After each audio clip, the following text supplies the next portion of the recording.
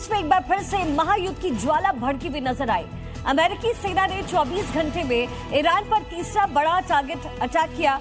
लगातार दूसरे दिन ईरान के कई बड़े इलाकों को टारगेट किया जा रहा है।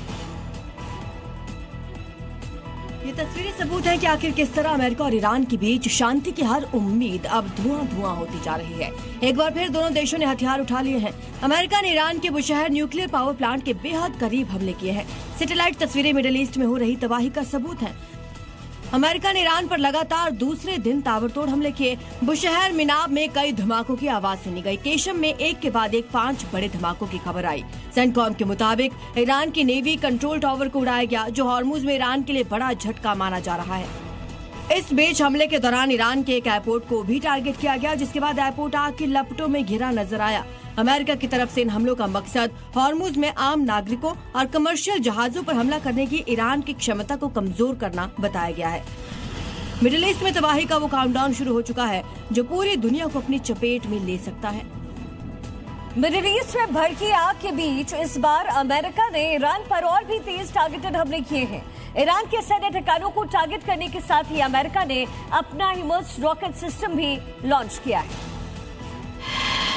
जो ईरान का काल बनकर सामने आया है। बता दें, हिमर्स हल्का और तेज मल्टीपल रॉकेट लॉन्चर है, जिसे कहीं भी आसानी से ले जाया जा सकता है, जो एक बार में 6 रॉकेट दाग सकता है। जीपीएस से जुड़े होने से सटीक निशाना लगाने में सक्षम है।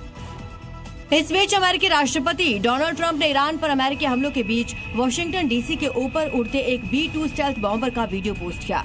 ट्रंप की इस पोस्ट को शक्ति प्रदर्शन और अमेरिकी सैन्य क्षमता के संदेश के रूप में देखा जा रहा है।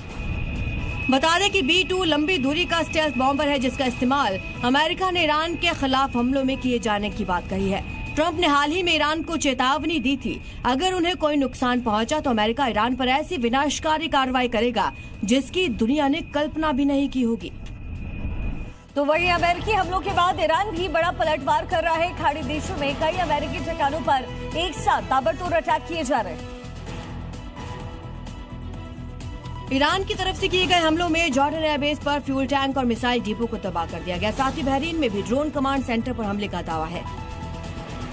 इससे पहले ईरान ने जॉर्डन, कुवैत, ओमान, कतर में अमेरिकी ठिकानों पर हमले किए। ईरान के इस्लामिक रेवोल्यूशनरी गार्ड ने अमेरिकी मिलिट्री ठिकानों को निशाना बनाया, ताबड़तोड़ मिसाइलें दागी, धमकी भी दी। अगर यूएस ने हमले नहीं रोके तो आगे भी ऐसे हमलों को अंजाम दिया जाएगा। ईरान के पलटवार के बाद अमेरिकी रक्षा मंत्री पीट हेगसेथ ने हमलों को ईरान का गलत फैसला बताया और गंभीर नतीजे भुगतने की चेतावनी दी। जबकि ईरान अमेरिका को 16 जून को हुई पीस डील का सम्मान करने की बात कह रहा है। और इसी बीच ईरान से आई एक खबर ने पूरी दुनिया में हड़कंप मचाया है। पूर्व सुप्रीम लीडर अयतुल्ला अली खामेनी की मौत का बदला लेने का ईरान पहले ही ऐलान कर चुका है। और इसी बीच ईरान के सरकारी अखबार में दुनिया के बड़े नेताओं की एक पूरी की पूरी हिट लिस्ट जारी की गई है। अखबार ने इस लिस्ट को बेहद ही आक्रामक अंदाज में पेश किया। उसने अमेरिकी राष्ट्रपति डोनाल्ड ट्रंप और इजराइल के प्रधानमंत्री बेंजामिन नेतन्याहू समेत दुनिया के शीर्ष नेताओं की तस्वीरों को किसी कैदी की पोशाक में दिखाया। तो कि नई हिट लिस्ट में ट्रंप को टारगेट नंबर 2 बनाना ईरान की कोई नई रणनीति में बदलाव है, और नेतन्याहू को टारगेट नंबर 1 बनाना क्या कोई नया संकेत? ईरान समेत पूरी दुनिया को यह खबर है कि सीज फायर के बाद अमेरिका के साथ ईरान का तनाव इजराइल के रुख की वजह से और बढ़ा है। सीज फायर में लेबनान के शामिल होने के बावजूद भी नेतन्याहू ने ना तो हमले रोके और ना ही ईरान के साथ समझौते को मान्यता दी, बल्कि ट्रंप को यह खुफिया सूचना दी कि ईरान उनकी हत्या की साजिश रच रहा है। जिसके बाद ईरान पर अमेरिकी हमले शुरू करने की बड़ी भूमिका निभाई। अमेरिका ने हमले शुरू किए तो नेतन्याहू ने मीडिया के सामने आकर कहा कि हम भी युद्ध के लिए तैयार हैं।